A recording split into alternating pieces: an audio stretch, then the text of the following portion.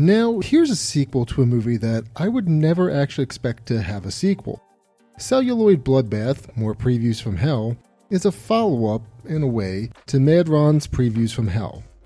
Celluloid Bloodbath came out a mere 25 years after Mad Ron's Prevues, and brings us, well, more Prevues. Celluloid Bloodbath does things a little differently than its predecessor, though, much to my chagrin, but more on that in a minute. Now, I hear you asking, how can this be a sequel to Mad Ron's Prevues from Hell when zombies presumably ate him in the previous film? Well, disembodied voice, that's because one of the main stars of the first film returns, Happy Goldsplat. And unfortunately, this is where I think the movie falls flat. Mad Ron's Prevues from Hell had a faux story about Nick Paulo and Happy Goldsplat showing the most gruesome previews to a horde of zombies to entertain them. Celluloid Bloodbath doesn't have a story at all. Instead, the film decided to go for a more documentary-focused film. Celluloid Bloodbath has 61 previews, spanning from the 60s to the 80s and spanning through different genres of horror films. The previews are split up with commentary from various actors, filmmakers, fans, horror icons, and the main ghoul from the first film, Happy Goldsplat. Nick is unfortunately nowhere to be seen in this film, so we do lose the amazing banter between Nick and Happy. That's not to say that the other assembled cast doesn't perform well, but I miss the interaction, or routine I guess, between Nick and Happy.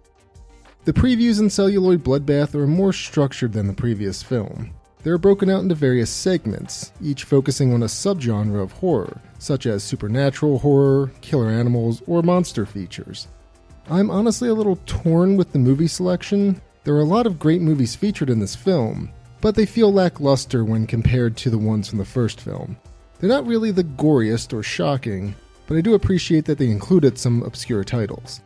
Then again, I guess Celluloid Bloodbath never claimed it had gory previews, it just states it has a bunch of grindhouse films. Celluloid Bloodbath is 120 minutes, and for me, I felt every minute of it. Mad Ron's Prevues from Hell had its slow moments as well, but the movie had a good pace between clips and skits. Celluloid Bloodbath shows a bunch of previews, then a clip of one of the guests, then back to the previews. Some of the guests phone it in a bit, and that, mixed with some lackluster previews, leaves me missing its predecessor. Again, it's not to say that Celluloid Bloodbath is a bad film, it just wasn't what I was expecting. Sure, it has some cool previews that got me interested in the films that this film showcased, but the rest left a lot to be desired. The low-budget feel of the first movie is also gone, along with the charm of Nick and Happy. I don't know, I guess I was just hoping for more nonsensical jokes with previews mixed between, and what I got was a documentary. All that said, it's a decent enough film. Everyone featured in the movie obviously loves horror films, so it's like a love letter to horror films in a way. It's great seeing cult film stars like George Stover and Linnea Quigley, to name a few. It also showcased a good bit of interesting films. Again, I'm honestly torn with Celluloid Bloodbath. I feel like I wanted something similar to Mad Ron's Prevues from Hell that I let it cloud my opinion of this film. Celluloid Bloodbath is not a bad film, despite my complaints.